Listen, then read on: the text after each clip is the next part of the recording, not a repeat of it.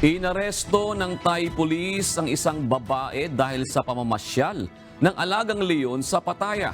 Makikita sa viral video na nakasakay ito sa white open-top Bentley na minamaneho ng isang lalaki mula Sri Lanka. Sinasabing kaibigan ng may-ari ng leon na si Sawanjit Kusungnern ang naturang lalaki. Hindi bawal ang pagmamay-ari ng leon sa Thailand, ngunit kailangan itong opisyal na nakarehistro.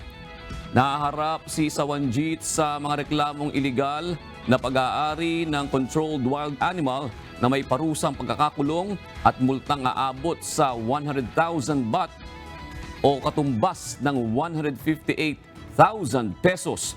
Posibleng makasama sa kaso ang lalaking Sri Lankan.